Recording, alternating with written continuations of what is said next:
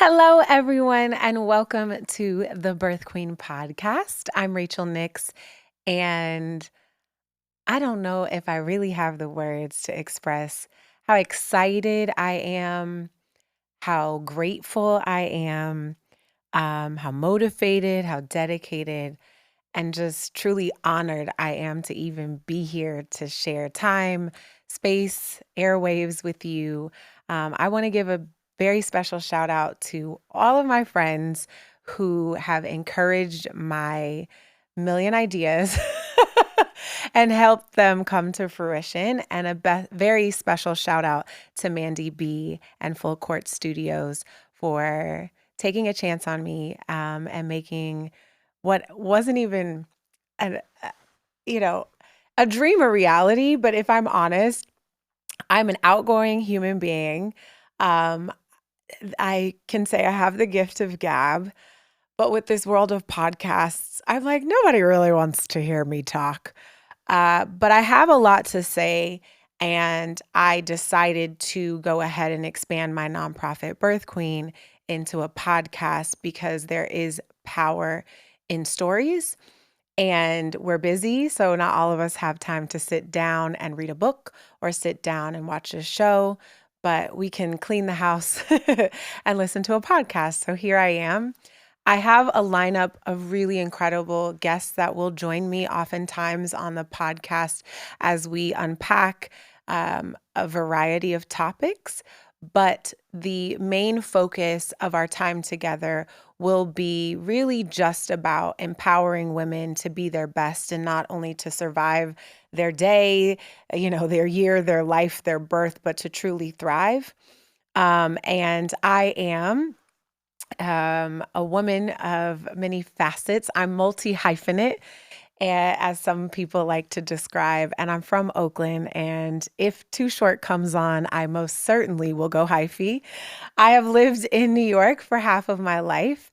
I moved to New York City when I was 18 and I attended the Juilliard School. That's two I's and two L's. Yes, it's fancy, but it was a lot of work. I am an actor. And after that, you're like, oh, what are we going to do with this fancy degree? Waiting tables was not going to be good for anyone. So I was like, what is my thing? I was always an athlete. Growing up, I was a gymnast. I played basketball, soccer, volleyball, and absolutely a theater nerd. And so I was a girl who really needed yoga and was exposed to it a lot in college and really resisted it. And then I was in a relationship that was not healthy, and I found myself taking a lot of hot yoga. And there was something I think about the discipline of taking this yoga class in this hot temperature and repeating poses, right? It provided me safety, structure, and predictability when my home life was not safe or predictable. And one day, I was going home from yoga and I watched myself clench the steering wheel really, really tightly. And I was going, okay, I just like relaxed in yoga and now I'm stressed to go home. That equation doesn't really add up.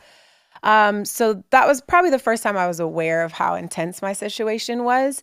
But soon thereafter, I remember being on the bed and I text my partner at the time. I was like, I'm really interested about doing a yoga training. I see they have this option. Like I got an email about a yoga training. I had never thought about teaching fitness ever in my life, although I led a very active life. And he said, okay, do it. So I did this, 6-month, 500-hour hatha yoga training, and it unlocked a lot for me. Number one, it unlocked and made me realize that I was in an unhealthy situation and I needed to get out, and I eventually did. But when I began to teach, I say it unlocked the Pandora's box of fitness. I was so overjoyed about teaching. My mother's a teacher, and really helping people achieve their goals in a, um, yes, a physical way, but it's much more spiritual and mental and emotional for me, because what saved me from an abusive situation was movement and meditation. And so for me to give that gift to other people of really going inside, healing that, um, and then being able to love what's on the inside and then you're able to love what's on the outside. Because if you don't do the internal work, you just can't love what you see in the mirror. There's no enhancements that you can do that will ever satisfy you.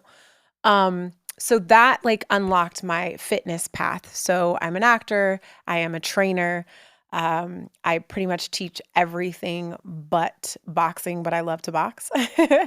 And I smile a lot, but when I work out, I do not at all. When I take my friends' classes, they're like, "Are you mad at me?" I'm like, "No, I'm working through my stuff." And I quickly realized that in this space, I had a lot of students when I began to teach that were moms. They were either pregnant or just had given birth. And I never felt satisfied with the like one pager I received on, modifications for pre and postnatal students of mine.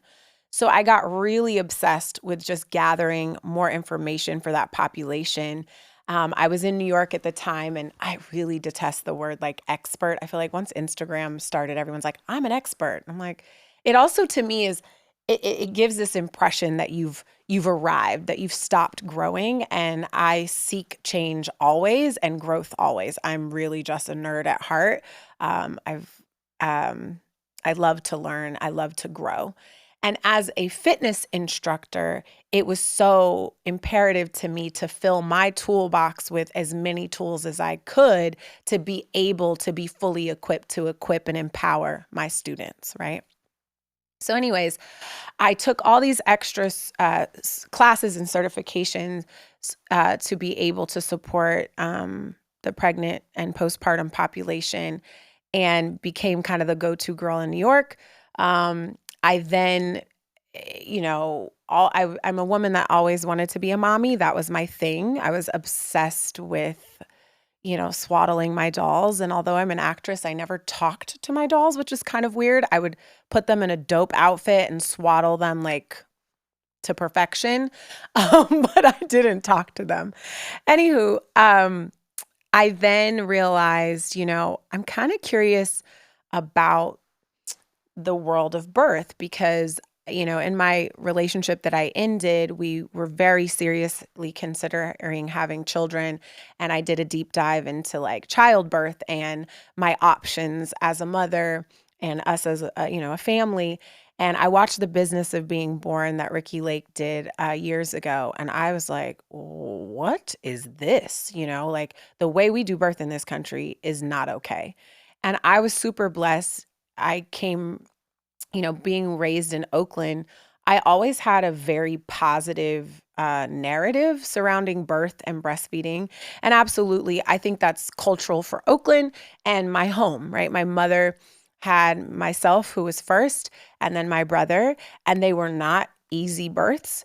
I can get to that in a minute, but she still just had a beautiful perspective about birth and breastfeeding. And so I inherited that, and I was like, I want to have a vaginal birth, and I want to have an unmedicated birth, and I want to breastfeed my kids. And then when I really was able to see how birth is being done in this country and how, horribly Black women are being treated, it never sat well with me. So anyways, I started to do research, in my 20s about becoming a doula. Maybe I was just about 30.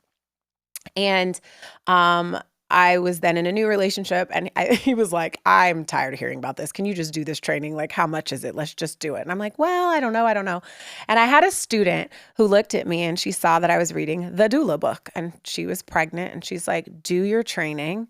I will be your first birth. I did it, and she was. So that then took care of me becoming a doula. And then I am also a lactation counselor. So that means providing support for women who want to breastfeed. And I had just told you the story that I was breastfed and I wanted to breastfeed my kids, but I started to realize like how many women I was surrounded with, both friends and students, that were not breastfeeding or having a lot of trouble. So when I was pregnant with my first, I became a lactation counselor. So, all of that was happening. I'm wearing my hats as actor, trainer, doula, lactation counselor. And my first son, Samuel, is 5, and I have a baby boy that's 2.5 that was born in 2020. But during my third trimester, um, it was 2020. And I don't know if any of you guys remember how fun of a year that was, but Trump was in office. George Floyd was murdered. And then it just pretty much seemed to be that like Black men were being hunted for sport, like literally.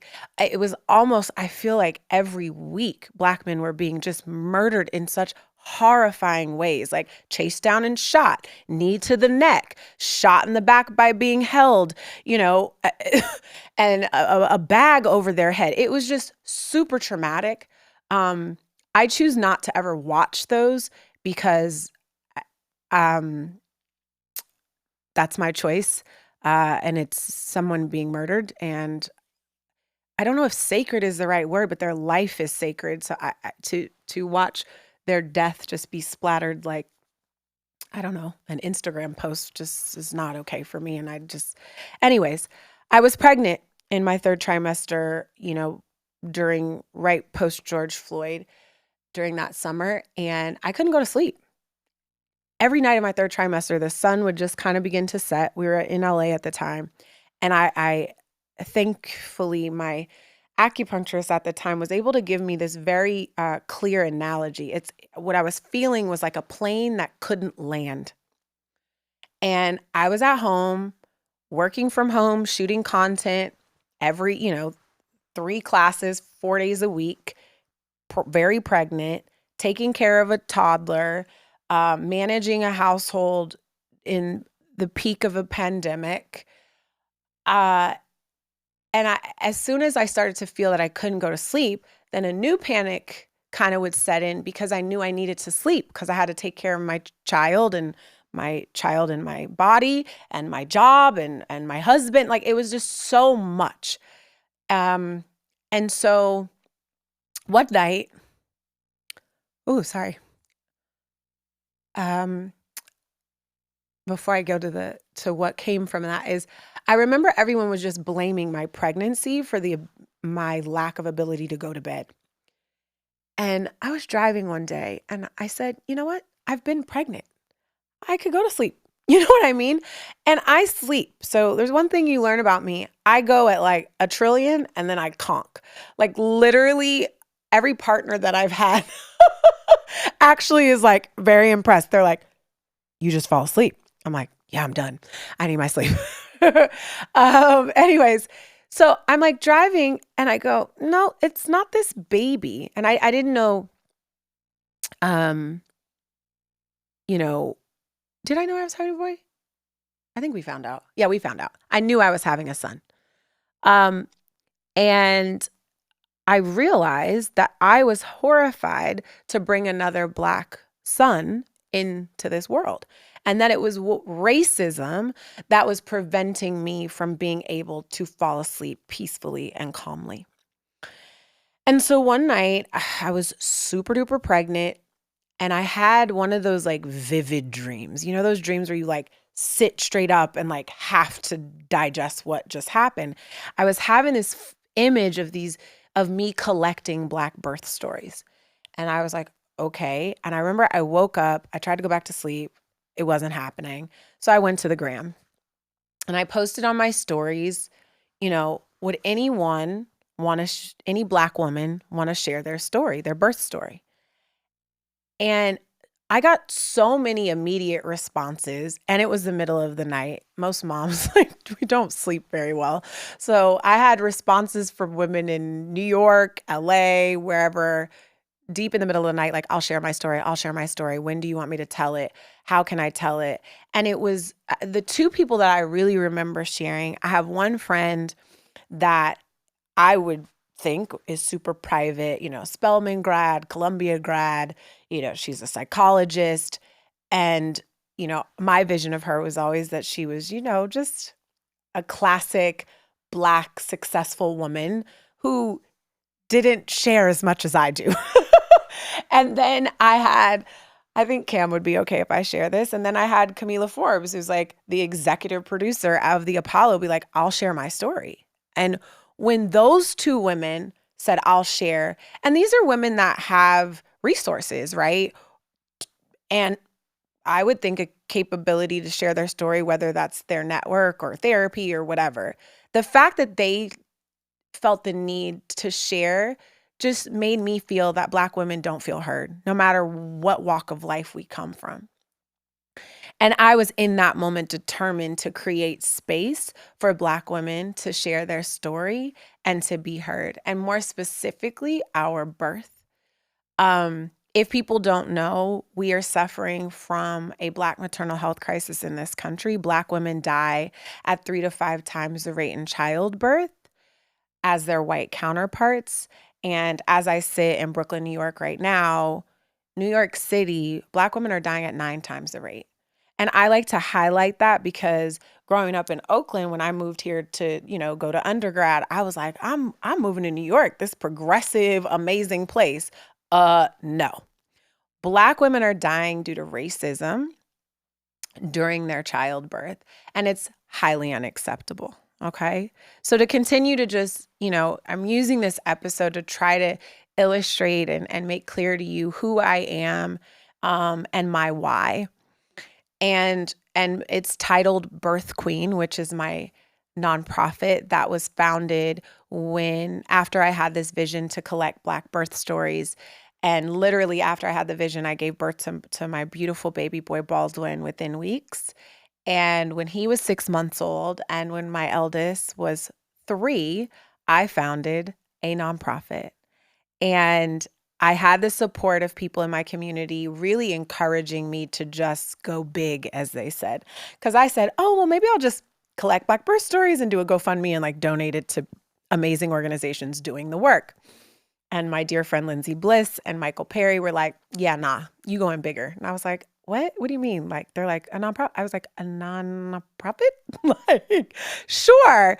Let's get it. And I did it. And what I can tell you all is that all that I've been able to do in these last few years is because God has ordered my steps. Let me give you some examples. So number one, I had that vivid vision. I think things come to you for a reason, and I listened. Then I had a supportive community, very important to make things like a nonprofit happen, and a podcast. Thank you, Mandy.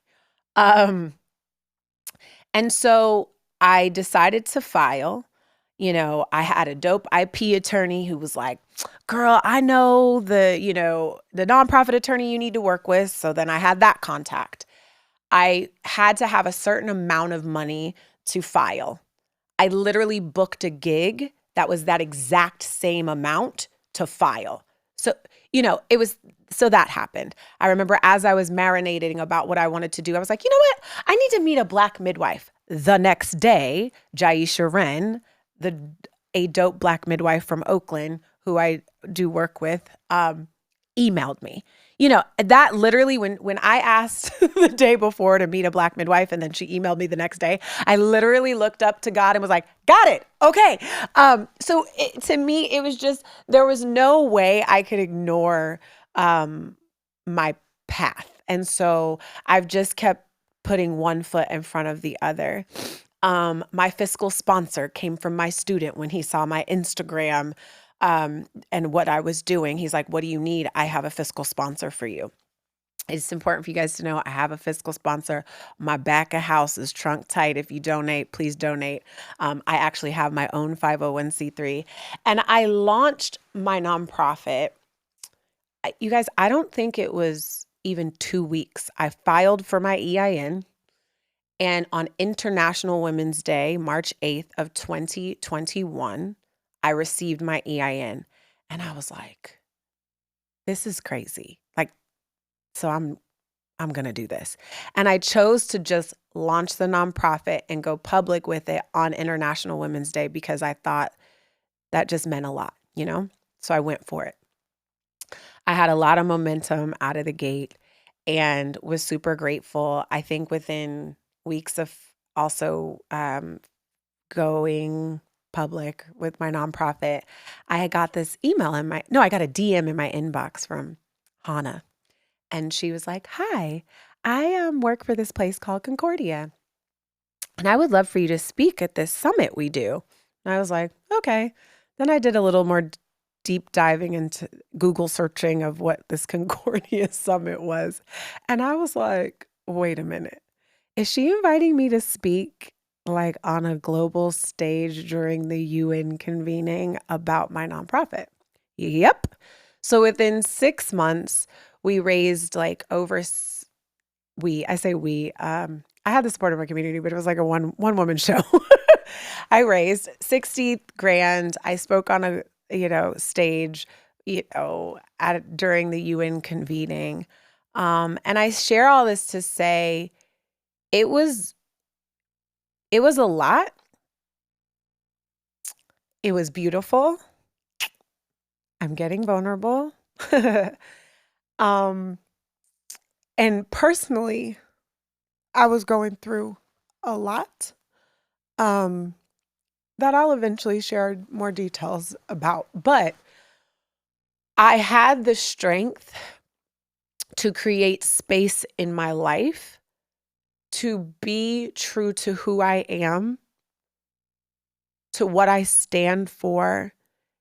And it was a difficult decision. So I had to close a door and end a chapter to open new doors and start new chapters. And I'm really proud of myself for doing that with 2 small children. And here I am. So thank you for listening. We're going to have a wild ride. I am a Pisces.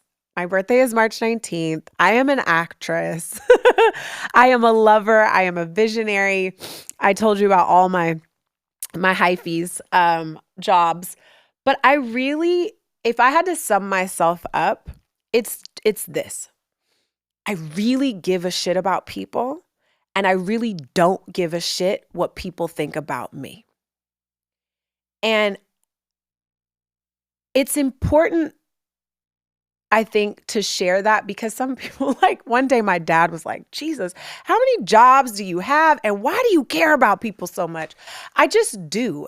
And I recognize my privilege. Yes, I'm a Black woman. Yes, I have endured foolishness and judgment and criticism from white, Black, pink, and purple, people who don't see me, but I see me, and I see women, and I see our ability to give birth to beautiful things in spite of challenge. I have done it, and I will continue to do it. And the point of this podcast is to share my story, my tools, my network of incredible human beings to encourage you to stay true to who you are. And yes, this podcast is going to talk a lot about Black women, but I'm a woman first, and then when I walk outside, right, you see my color, which affects my journey. But I want all people listening to this to know that this is for men, this is for women. You can learn, right? My favorite muscle group is the pelvic floor. We'll be talking about that. Men and women have pelvic floors. I believe that if the vagina is not working, nothing else can. So I can hook you up with the tools to make sure you good to go. Everybody will thank me later. We will talk about not only the fact that there is a Black maternal health crisis and Black women are dying, but the solutions, right? We know that if Black birthing people have education and resources and tools and support, that they can have positive outcomes. And that support are Black care providers, and more specifically, Black women. We know that when Black women are supported by Black women, the outcome is positive. The goal of this podcast is to educate and to help generate awareness about the work I'm doing with my nonprofit to raise funds so that we can create a fund to train more Black midwives, doulas, and lactation counselors. It's very necessary, right? And I know that one of my strengths is connecting people. And so I have the gift of knowing a lot of incredible human beings that can give you tools and resources, and I want to share that. I have done a lot of work filling my toolbox with resources, and I want to share that. So feel free, on this journey that you're taking with me, to reach out to me, to ask me questions, to say, could you unpack this topic or that topic. I plan to cover as much as possible. I'm just getting started. But I want to say that I didn't tell you why I named Birth Queen Birth Queen.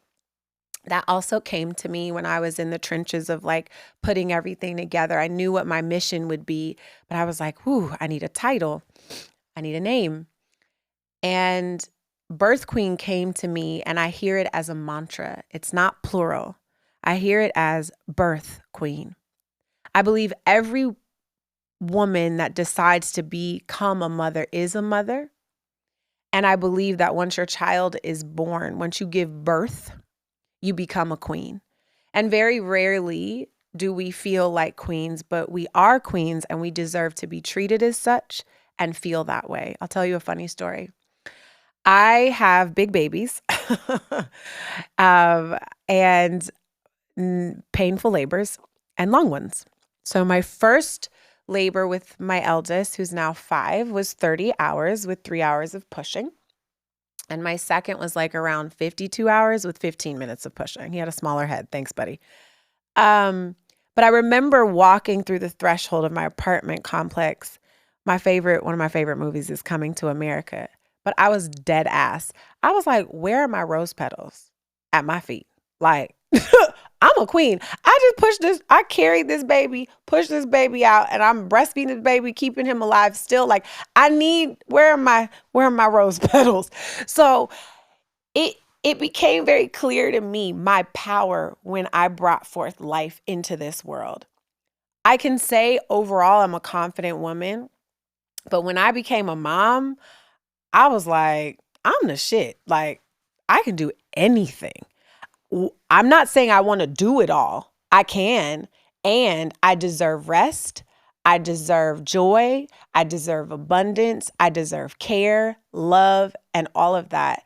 And I also love to share that I became a really good businesswoman and become an even better one after having my children, because certain things just had to be. Like, I can't step out of my house unless the nanny is covered, right? So my rate is my rate for my talent, for my time, and for the care of my child. So I also want to encourage any woman that listens to this and any partner of a woman that a kid doesn't stop you. Don't let a child ever truncate, your journey in the career you have, or make you feel that you can't create and give birth to new things. Birth Queen is my baby girl, right? I would love to have more kids, but I'm like, I don't even know what that would look like. So I believe I am done having humans, but I am absolutely just getting started giving birth to all the things that I was put here to give birth to.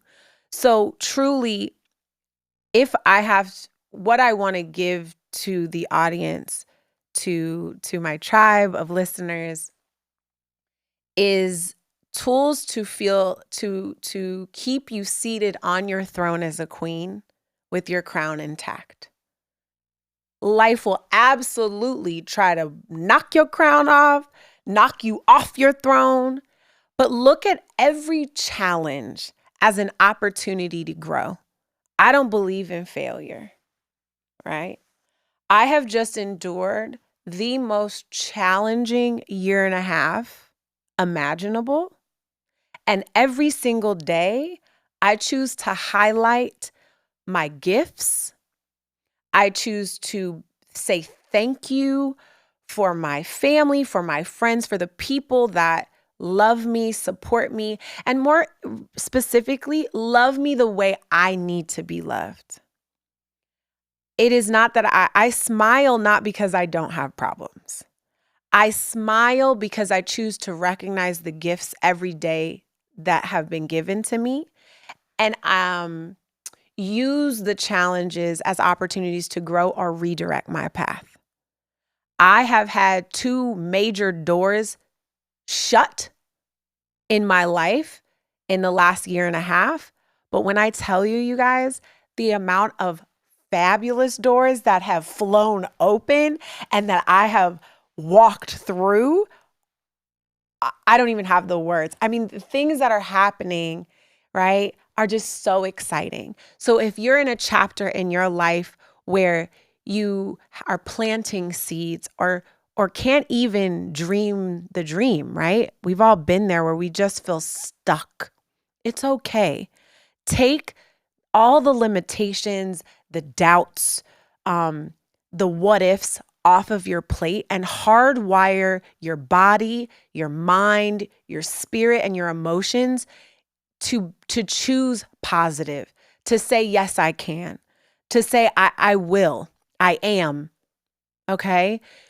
Because I do encounter a lot of people are just,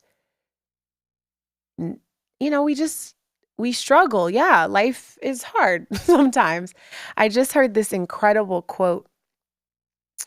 An actor asked his therapist, he was like, I'm really tired of I love the highs of my life, but they're so high.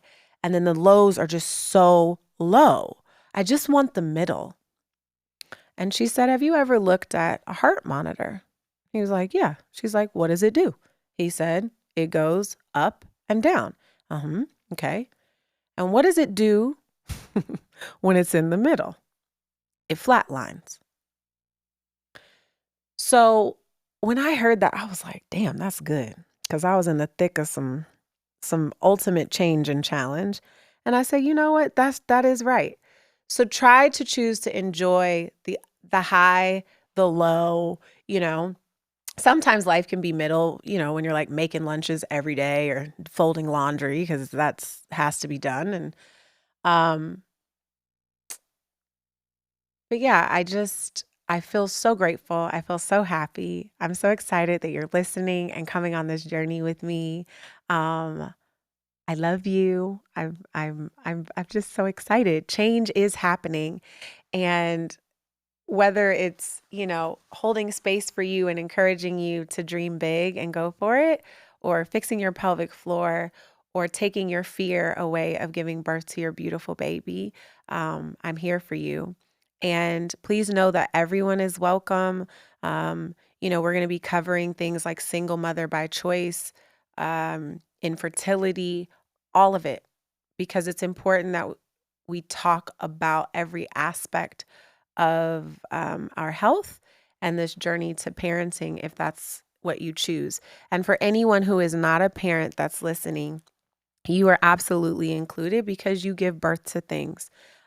So I think we're good. I think we should just end it here and you guys should tune into the next episode. I have a very special guest. And then I have another special guest. And it's just going to be a fun ride. So thank you for joining me. Please follow at birthqueen.org. Please consider to donate. You can visit the site www.birthqueen.org. We also have a GoFundMe. And I want to give, again, a special shout out to Mandy B for supporting me, believing in me. And I'm going to give a shout out to my candle, Terry Johnson. Thank you for making delicious Harlem Candle Company candles. I just had to have you in this space with me today. And I'm wearing Argent. So thank you, Sally, for creating a dope suit company for women, and deciding to be a partner in change with me. I will end this Black maternal health crisis with your support and your genius. And just know that we're better together.